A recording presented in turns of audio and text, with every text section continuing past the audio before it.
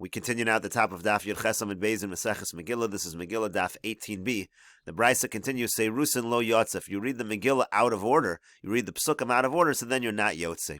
Rabbi Muna Omer Mishum Rabbi Yehuda. Rabbi Muna says in the name of Rabbi Yehuda, Af b'seirugin, even if you read it in intervals, meaning even if you take a break in the middle of reading the Megillah, Im shah kedei ligmor eskula, if you delay the amount of time it takes to read the entire Megillah, so then chozer l'rosh. So then you have to go back to the beginning. In other words, it said in the Tanakam of the Brisa that if you read it in intervals, it's fine.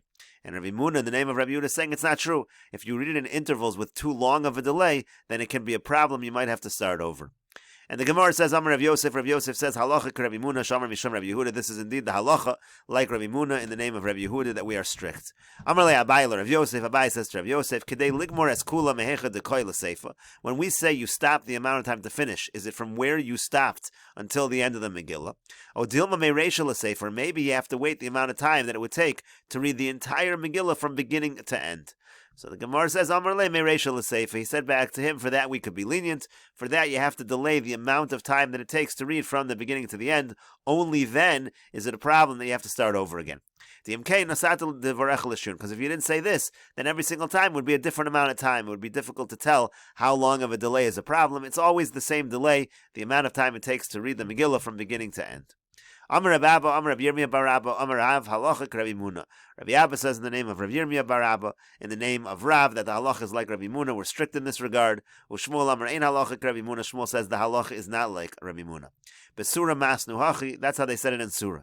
But Pumbedisa masnu hachi, in Pumbedisa they said it, they had the following version. Amar Rav Kahana, Amar Rav, that Rav Kahana says in the name of Rav, halacha Rabbi Muna, the halacha is like Rabbi Muna, again, that we're strict. Shmuel Amar, and again Shmuel says, ein halacha Rabbi Muna, the halacha is not like Rabbi Muna. Rav Bevi Masni Ibcha. Rav Bevi actually had it the other way around totally. Rav Amar ein halacha Rabbi Muna, that Rav was the one that says the halacha is not like Rabbi Muna. Well, Shmuel Amar halacha Rabbi Muna, and Shmuel is the one that's strict. Shmuel says the halacha is like Rabbi Muna. Amar Rav Yosef says, Nokat Rav Bevi biyadach. You should go with Rav Bevi, that Shmuel is the one who's strict. The Shmuel who, the chayesh le'ichidah, because we find Shmuel in a different place, that he takes, when you have an opinion of a das yachid, when you have an individual opinion against the majority, he's strict according to the individual opinion. We find that in another example. The Tanan, as we learned in a Mishnah, Shomeres Yavam, let's say you have a woman whose husband dies, and she's waiting to marry one of the brothers. So Shekidesh Achiv Esachosa. Now one of the brothers, he betrothed to her sister. Now that could be problematic because really all of the brothers are supposed to marry this woman. They haven't done the Yibum yet, but it's not all of them are supposed to marry, but one of these brothers is going to marry. It would generally go to the oldest brother, but at this moment, before the oldest brother actually performs the Yibum, so really all of the brothers are kind of awaiting the possibility of Yibum. So now what happens with this brother? He's trying to marry the sister. So Mishum Rabbi Yehuda ben Beseira Amru, so in the name of Rabbi Yehuda ben Beseira, they said, Omrim lo hamten, we have to tell him he has to wait. He can't marry the sister because there's Allah, he can't marry two sisters. And even though he's not really married to this widow, but he's sort of one of the possibilities to marry the widow. So we tell him to wait. So wait till your older brother actually does the Yibum. Then we know he's the one doing the Yibum. And then you can be available, so to speak, to marry her sister.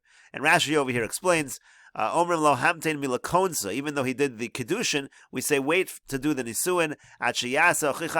So wait till your older brother does something. Be avemta with this woman, with the widow. Olachlotz oliyavim. Either he'll do chalitza or he'll do yibam, but he's got to do something. Aval biyod hayavama lifnei kulan. But while the yavam is waiting to marry, we don't know which brother. Lachlotz oliyavim. She's waiting either to get chalitza or yibam. Harei l'chol echad kiishto. So really, she's considered like the wife of all the brothers. She's a potential wife. Al yedei zekas yibam, through the zeka. That's the obligation, so to speak, of doing the mitzvah of yibam. V'yaser b'achos misham achos isha. So now, if that's the case, so if she's sort of tied to all of the brothers, he can't marry her sister. That's a problem marrying sisters. Because this opinion is strict. That's what we're saying over here. This das yachid over here, Rabbi Yehuda ben Beseira, is strict. That there can be zeka, there can be like a kind of a connection between this widow and all of the brothers, even with more than one brother at a time. Certainly if there was only one brother, there would certainly be zeka. Now the Rabbanan are lenient. They argue. They say, if there's two brothers, you can't say there's a zeka here designated lios mutelas al echon me'an lios kishto, that they're considered a wife because she's only going to do yibam with one of the brothers, not with all of them. Umuter b'chosa. So according to the Rabbanan, you could be lenient, and that younger brother can marry the sister. It's not a problem. We'll assume the zeka hasn't taken effect yet because it hasn't been decided which brother. So the Rabbanan are lenient, but Rabbi Yehuda ben Beseira is strict. And the Gemara says, Amar Shmuel, halacha Rabbi Yehuda ben Meseira.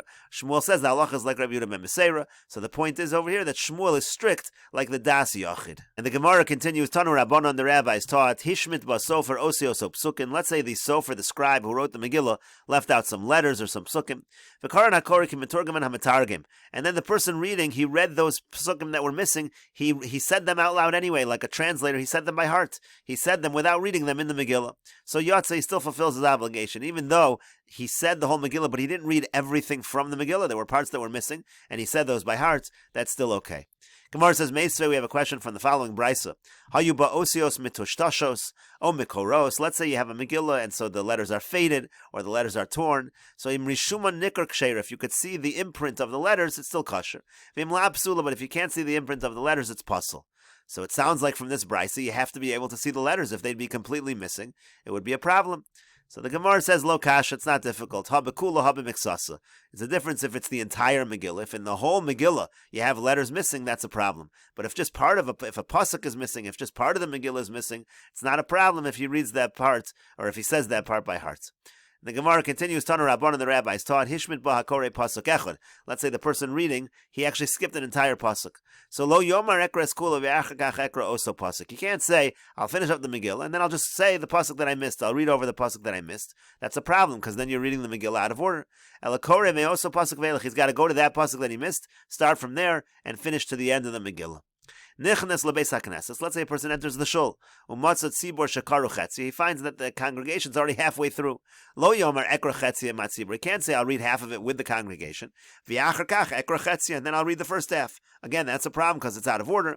Elakore osa mitchilasa v'yad sofa. Rather, he has to read it from beginning to end. Again, the principle is you have to read the Megillah in order. And the Gemara continues at the two dots, quoting the Mishnah, Misnam name Yotze v'chulu. It said, let's say the person is dozing off when he's reading the Megillah, so he's still Yotze. Hey Chidami, what exactly is Misnam name? What does it mean, Misnam name? Amar Ravashi says, Nim velo nim, tir velo tir. It means that he's sort of sleeping, sort of awake. He's neither fully. To karu leviani, what it means is you call the person and he answers. Velo yada ladure svar, but he's not awake enough to be able to give you a logical response to something. But if you remind him of the event, he'll be able to remember. And the Gemara continues at the two dots, quoting the Mishnah, Hayakosva darshu magia. Let's say the person is writing a Megillah, darshaning the Megillah, he's correcting a Megillah. Im kiven libo yatzav v'chulu. So if while he's doing that, he's reading it out loud, and he has kavanah to fulfill the mitzvah of reading the Megillah Esther on the holiday Purim, he's going to be yotze. So the Gemara says, Hey Chidami, what exactly is the case of a person writing it and reading it out loud at the same time? If he says the pasuk by heart and then he writes it down, so kikiven liba mayhava. Who cares if he has kavana? Al pehu, he's reading it by heart. He's not even reading it. He's saying it by heart. That should be a problem. Ela dekasa psuka v'karile. So the Gemara suggests maybe he writes the pasuk first and then he reads it. So now he's reading it mitoch aksav. But the Gemara says, Umi Yotze, are you really Yotze in that fashion? You don't even have an entire Megillah in front of you. As you're reading each pasuk, you only have whatever was written until that point. But Rabbi Chelbo said in the name of Reb Chama Bar Gori, in the name of Rav, Halacha kedivrei ha'omer kula. The halacha is like the one who says you have to read the entire Megillah. And even according to the Mandamar who says that the mitzvah of reading the Megillah is only from the pasuk of Ish Yehudi and onward, tzricha should take ksuva kula. You have to have an entire Megillah written in front of you. In other words, there's a machlokas how much of the Megillah you have to read on Purim. But everybody agrees the whole Megillah has to be written out in front of you. Now that's not true in this case. If he's writing it and saying it as he's writing it, he doesn't have an entire Megillah in front of him. So the Gemara says, "El demancha Megillah kamei v'kari lamina psuka psuka v'chasivla." The case must be as follows: he has an existing Megillah in front of him in its entirety. He reads from that Megillah, and then he writes a Megillah based on that one. In other words, he has a Megillah in front of him that he's using as the source to write a new Megillah. So now he's reading out of a Megillah that's written in its entirety, and again, he's reading it out loud from that Megillah, so it's not a problem. Gemara says, "Lema Messiah." Let's say that this is a support L'Rava Bar Bar Chana, to what Rava Bar Bar Chana said. Because Rava Bar Bar Chana said the name of Yochanan, Asr lichtov os achas shalom and aksav. It's also to write even one letter if you're not reading it from something that's already written. In other words, you can't write a Megillah Esther, let's say, by heart. You have to actually look at an existing Megillah and write it from there. So the Gemara says it's not necessarily a proof. Dilma disrami leis ramuye. Maybe this just happens to be the case of the Mishnah. The case of the Mishnah happens to be the person is writing a Megillah and using another Megillah as the source. But maybe we don't hold like Rabbi Bar Barchan in the name of Rabbi Yochanan. Maybe really you could write the Megillah by heart if you wanted to. And the Gemara continues, Gufa, returning to the statement that we just made. Amar Rabbi Bar Barchan, Amar Rabbi Yochanan. Rabbi Bar Barchan says in the name of Rabbi Yochanan, Asr lichtov osacha shalom and aksav. You can't write even one letter if you don't have it existing written in front of you. Gemara says, Meisei, we have a question on this. Amar Rav Shimon ben Elazar. Rav Shimon ben Elazar says, Ma'aseh Rabbi Meir. There was a story with Rabbi Meir. Shehalach la'aber shana ba'asya. He went to declare a leap year in Asya. V'lo haya sham Megillah. And he didn't have a Megillah there, and he needed to read from the Megillah. It was Purim time. V'kasva milibo. So he wrote the whole thing by heart. V'kara, and he read it. So you see here, you're allowed to write a Megillah by heart. So the Gemara says, Amar Rabbi Avo. Rabbi Avo says, Shani Rabbi Meir. Rabbi Meir is different. Because according to Rabbi Meir, Rabbi Meir rather was an individual who everything the Torah was crystal clear in front of him. He was Mekayim this pasuk v'afapecha yashiru negdecha, and therefore he is allowed to write it by heart. Now the simple meaning of this pasuk is v'afapecha refers to a person's eyelids. The pasuk is saying, let your eyelids look in front of you. But the Gemara is understanding v'afapecha that it refers to divrei Torah, that it refers to the fact that the divrei Torah were clear in front of Rabbi Meir. So Amalei Rami Bar Chama Rabbi Yirmiyah Midifti. So Rami Bar Chama said to Rabbi Yirmiyah Midifti, "My v'afapecha yashir negdecha." What is the meaning of this pasuk? How do we know it refers to divrei Torah? Amar Lo, he said, "Elu divrei Torah." The pasuk here is referring to divrei Torah. That the divrei Torah are clear; they were clear in front of you. And again, Rabbi Meir fulfilled that pasuk. Because what does it say by divrei Torah? It says, "Hasoif einecha bo ve'einenu." If you let your eyes move for a moment, it disappears. It uses similar language. Hasoif is similar to v'afapecha. So therefore, we understand the pasuk is referring to divrei Torah. That's the idea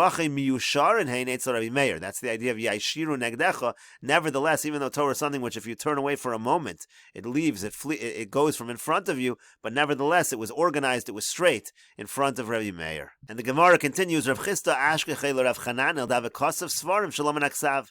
Rav Chisda found that Rav Chanan was writing Svarim, and he wasn't doing it from an original source, he was doing it all by heart. So Amar Lei, so he said to him, Ru'uya Kalator Kula Likasev Al Picha. You are such a scholar that it is fit for the entire Torah to be written by heart by you. You don't really need a source. We trust that you can write it properly. Nevertheless, the Chachamim said, Asr lichtov osacha shalom and aksav. It's forbidden to write even one letter not looking at the original source, at the original written source. So the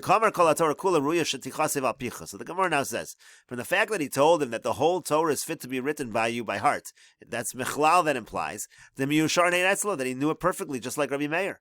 So now this is a problem. For Rabbi Meir Kasav, so Rabbi Meir himself did write it by heart. So why is he telling him you can't do it? If he had the expertise of Rabbi Meir, he should have been allowed to write it by heart, just like Rabbi Meir was.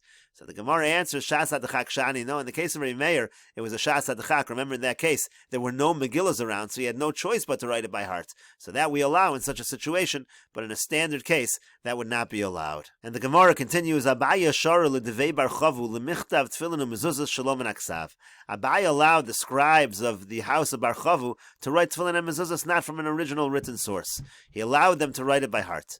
So the Gemara says, Kaman, who does this follow? Ki Aitana Detanya, it goes according to the opinion in the following brisa.